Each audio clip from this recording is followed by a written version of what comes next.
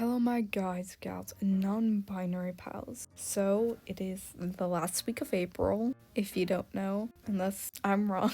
And if you don't know what that means, at the end of every month, I make a drawing based off of that month. So, this one, it only took one attempt this time. Wow, shocking. Based on last month's disaster, you'd expect something similar, but no, I did better this time. Mostly because my first idea, I want something that was more at home. I had a character as the central part, but I still want to incorporate a lot of scenery. So pretty much my idea was there's good parts of April and there's bad parts of April. Things are starting to get hot. Becoming spring, but there's also like a lot of raining and icky days, and you're on like the cusp of May. School's gonna be over soon, but you're still pushing through all those tests and stuff with the end in sight. So there's good and there's bad. Well, when I first came up with this idea, I was not feeling great, and so I came up with this idea of like everything being bright and cheerful outside, but this person has an umbrella, and out of the umbrella, instead of the umbrella blocking the rain is coming out the umbrella. What a revolutionary concept.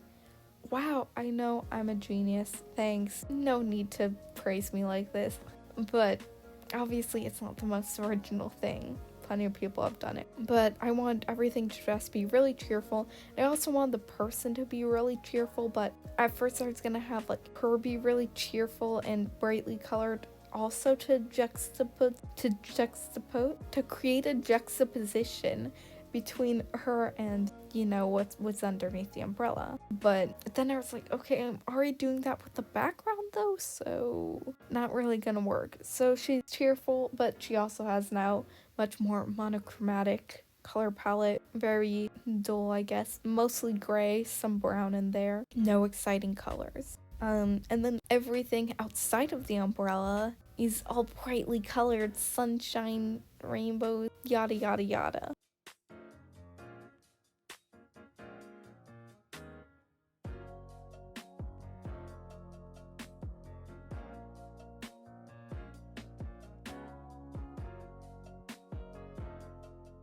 So I was much more prepared for this one than last time, I guess. I knew what not to do, and so I tried to incorporate a way to get better at scenery and still get to try out that stuff and practice it, but also the character was the main focus. I wasn't gonna put too much effort into the background and make it perfect, because it wasn't like the background was the whole drawing. So I think it was a much better approach. There are still plenty of problems though. The umbrella is kind of wonky. The way it's angled, central umbrella handle pull thingy should not be aligning with the center of the umbrella part, which kind of weird, but it's fine. Also, like, the girl's shirt is kind of weird. I don't know. It was supposed to be a tank top, but I made it look kind of weird. Should have just had it be like spaghetti strapped instead, but it looks like that. It's fine though. Her legs are also really skinny. It was kind of intentional. I've been playing around with having like more wacky, exaggerated proportions and messing around with all that. I don't know if I'm too into it. Like, if it's a really tall character, it's fun to make them look like have legs that are really long and all that. But I wasn't really doing that here. So she just ended up with like skinny chicken legs. Also her shoes are a mess. I still need to learn how to draw shoes desperately. Halfway through this drawing, I was just like, okay, something's off about these shoes. I have to look up what a shoe looks like. I'm like, oh. So if you look at the shoes I have drawn here, I put a little bit at the very end, but that bit is a lot more of a part of the shoe than I thought. And so all this time, like, I'm trying to figure out how the pattern of the white on the shoe works, but it wasn't lining up because I'm just rambling about drawing shoes. I'll spare you the details. I also tried something kind of new for this drawing. So I recently got a pen for drawing on my device. And so I have pressure sensitivity. Ooh. And so I tried doing the line art with pressure sensitivity this time around. I didn't lean into it too much, obviously. It's not really noticeable except for a few parts, and most of those parts look bad. But there are some parts that like I kind of like more this way, like on the right foot, the little circle, which I'm now just realizing is on the inside of her foot too, when that should be on the outside, so I shouldn't have drawn that bit. Oh well. On the little circle on the shoe, I like the pressure sensitivity there.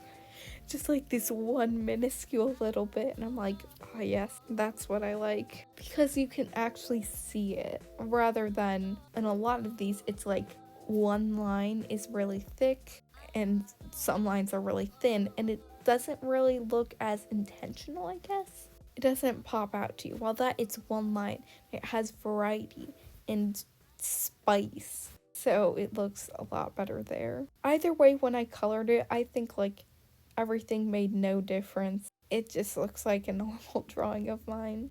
Now, pressure sensitivity did make a huge difference when it came to the grass in the background. Because look at those. They're, they go thin to thick. You can see it with like the line art I did for like the horizon line, I guess. I don't know. That thing. I mean, I don't really draw grass too much, so I don't know how much I like it compared to other things. Some pieces of grass don't look great, some do. It's just how it is. I don't really care too much about it. I don't think it made that much of a difference.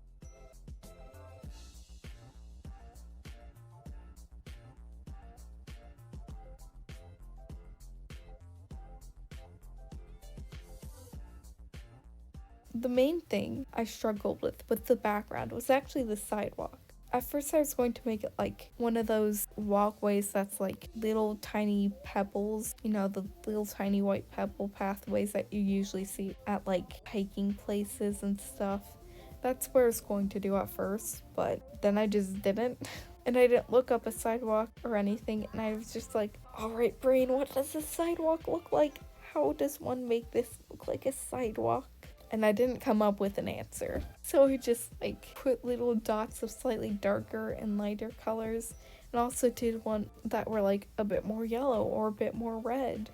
It's not great.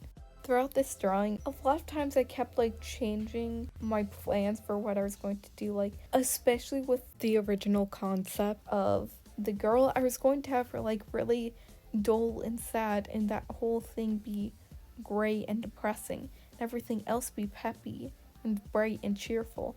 But then I didn't, and it kind of ruined the whole idea of the drawing. When I actually get to the part where I put it off till the very end, because I was really worried about how to make the umbrella space very much sadder than the rest of it. I was like, oh, I'll just put some gray and turn down the opacity. It'll be fine. It wasn't fine. I ended up having to go back and change it, and you can barely even see the raindrops anyway. Yeah, it doesn't look great. So I kept like pushing different things off in this drawing, like I do, and so I like went back to shading her. And at first I was like, alright, I'm gonna cell shade. I'm going to do harsh lines. I'm not gonna blend out my shading this time because I don't want to. But then I did it. It's always a lot more of a struggle to shade when I have to blend it out, because the blur tool isn't great for that. So, I've tried before using like the airbrush and the blur tool on Ibis Paint. It has slightly better results, but overall it's kind of hard to blend out. And a lot of the times you lose the color that you had. So you have to go like really dark with the shading before you blend it out.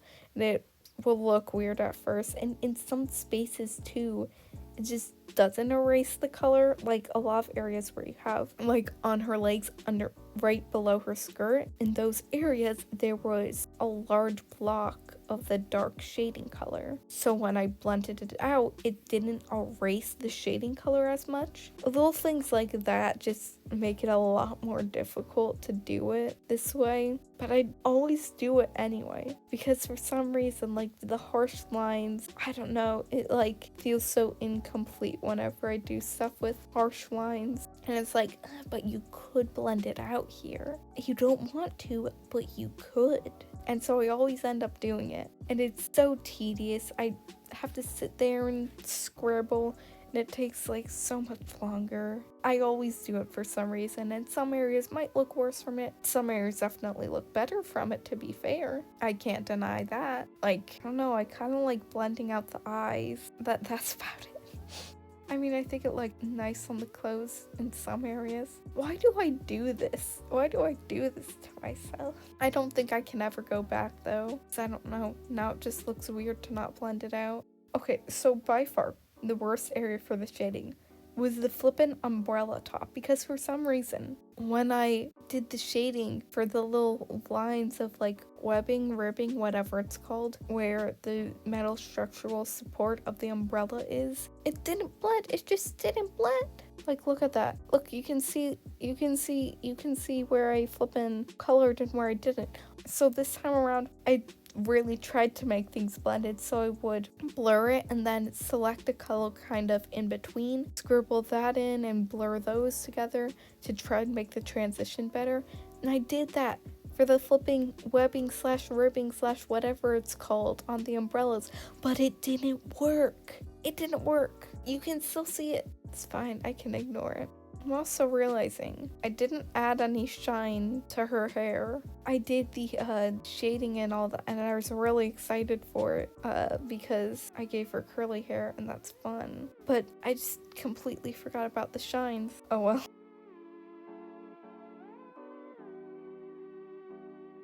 Okay, so you can see my attempt at doing the umbrella thing. I have the gray, does look more desaturated, but once again, I can't really blend out the lines between the gray and the normal sunshine happy rainbow land because it's hard to blend on this thing. I don't know, please someone tell me a way. I've done like airbrush and just slowly lowered the opacity, but that can only get you so far. So I ended up not making it gray boo-boo, gray sad boo-hoo land. And there's just kind of rain there. It still does look sadder in that area, mostly because of her color palette, I think. So thank God I did that. But, you know, still not what I wanted. It's fine though.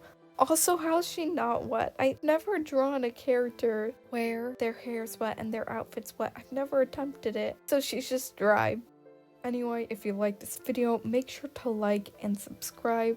I post every week on Sunday, so you don't want to miss those videos. And also follow all my social media, and I'll see you all next week.